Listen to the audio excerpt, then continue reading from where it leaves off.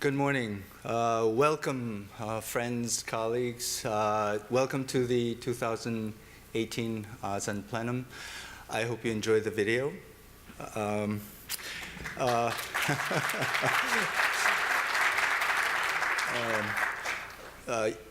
you have to know the lyrics, but I think most of you know the lyrics, and we try to set the scenes exactly to the lyrics. We had a one-year hiatus last year, and we didn't hold the Asan Plenum last year, but we decided to hold it again this year. Well, of course, it's our 10th anniversary, and so as I had promised a lot of our friends, we would do it this year.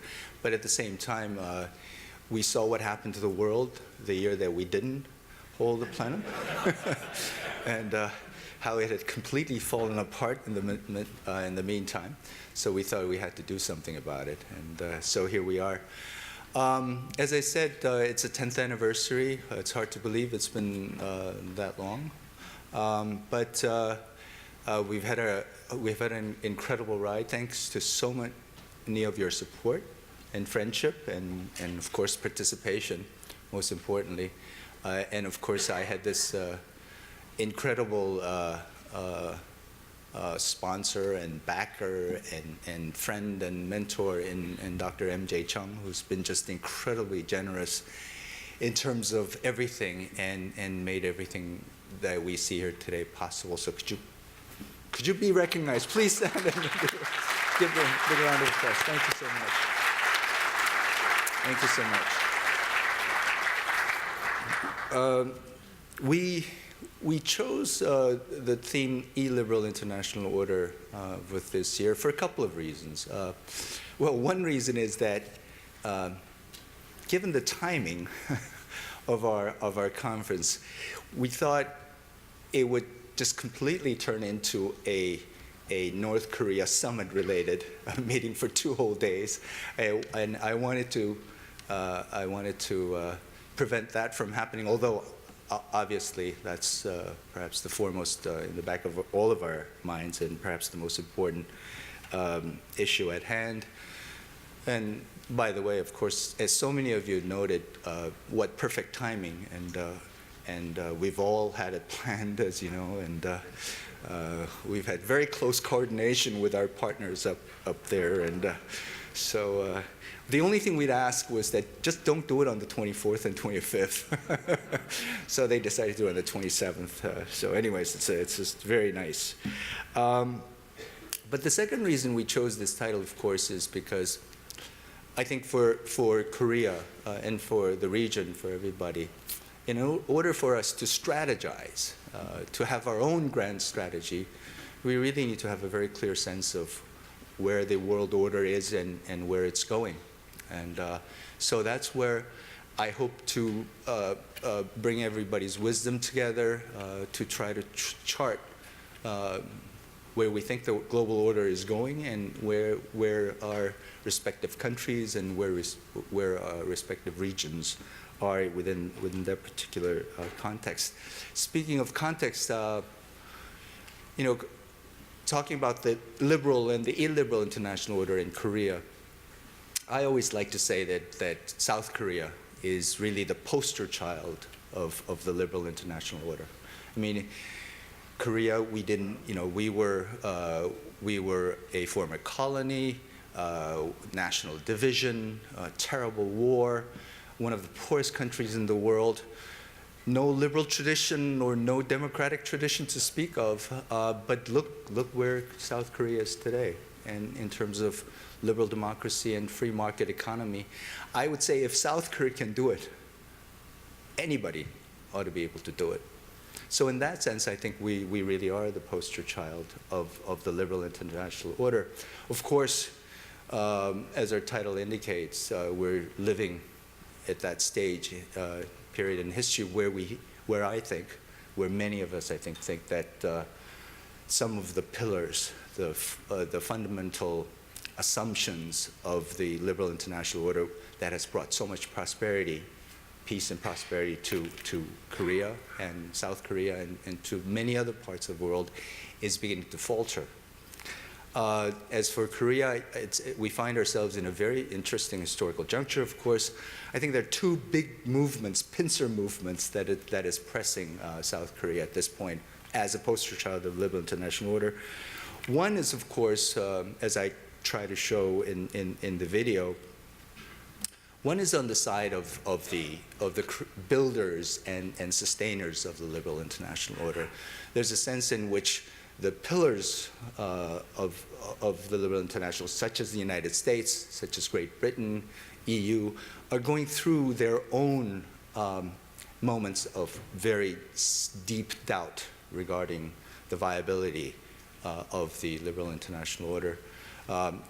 In a sense, I would like to describe as sort of a post-liberal, post-democratic, post-industrial, even postmodern reaction to, I guess, what could only be described as a very successful liberal international order that these leading industrialized and democratic nations of the world have enjoyed. So there's deep anxiety and doubt coming from the heart, the core of the liberal international order. At the same time, we find, again, as you've seen in the video, many countries, such as China, Russia, and other places that are undergoing what I think are actually very pre-liberal, pre-democratic, pre-industrial, and very pre-modern reactions to the liberal international order. So what I'm saying is that I think the liberal international order is being squeezed from two different directions, one from the pre-liberal countries and one from the post-liberal countries. And these are very fundamental reactions that we need to deal with. East Asia, I think we came to this liberal international almost by accident. As I said, I don't think any of our East Asian countries had a liberal or democratic tradition to begin with, but things worked out in such a way that we are now enjoying this incredible regional integration. And look at the economic prosperity that we enjoyed amongst our East Asian nations. Now, I think history is coming back, a lot of things are coming back, which are actually beginning to undermine this liberal international order by accident, almost by accident, that we've had in East Asia. And of course, the North Korean development of nuclear weapons and their provocations is part, and one of the most important sort of spearhead of this reaction against the liberal international order, in which, of course, North Korea is one of the clearest, most obvious outliers.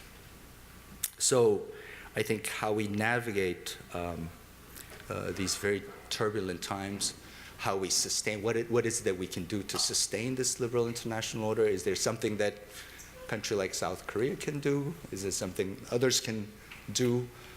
Perhaps while the liberal West is going through moments of deep self-doubt, is there something we can do to sustain it in the meantime? So that's the theme for the next couple of days. And as you've noticed, we've tried to organize many different panels covering all aspects of it. We try to look at the economic, obviously the economic trade aspect of the liberal international order. That has brought so much prosperity. But at the same time, we are also looking at the alliances system, for instance. What are the systems that have backed up, that have sustained the liberal international order? Last but not least, it's the domestic internal reactions to the liberal order that so many of our countries are going through that we'll be examining. So basically, there are three pillars here. We always get the complaint from everybody that we have so many good panels, so that it's very difficult to choose which ones to go through. But if you look at the program very carefully, those are the three pillars that run through. So if you want to just go through the trade and then that economic aspect of it, that you can go just to those panels. If you want to do the alliances, you can do that. If you want to do the domestic reactions that we're experiencing, you can always go to those as well. We've even, for the first time, we've instituted nighttime sessions for those. Well, you're all jet lagged anyways. You won't be able to sleep, so might as well just come to our session, right? So we've added 2 very special sessions as well. So let me stop rambling on, and I will now introduce our keynote speaker, Dr. Ed Fulner, who seriously does not need an introduction. But I'll tell you, well, 2 things, obviously. You know, when Dr. Chung founded this institute, heritage definitely was one of the models that he wanted to follow. And so, and of course, Ed Fulner and late Chung Ju-young, they go way back. Ed has been just an incredible friend of South Korea and supporter of the alliance. And so it's only right that we have him here. But also, I'll tell you a story. I don't know if you remember, Ed, last October 2016, before the election, you came by Korea, and we had dinner with MJ. And of course, we were speculating about the election. And I have to say that I wasn't, you know, I didn't predict the outcome, okay? So, but one of the things, you know, we asked you, okay, so, you know, what do you think is going to happen if Trump becomes president, Mr. Trump is elected, and what do you think is going to happen to the Korean Peninsula policy? And you said, if nothing else, it'll be very different. He'll try something that none of the others have tried. So you were right. So, and here we are. And so, as all of you know, Heritage Foundation has basically been the only think tank in Washington that has had any input, major input into the Trump administration. And so, if for anything, you're responsible for a lot of these things, Ed. And so I'm going to put you on the spot, but please join me in welcoming Ed Fulner to the stage for the keynote speech.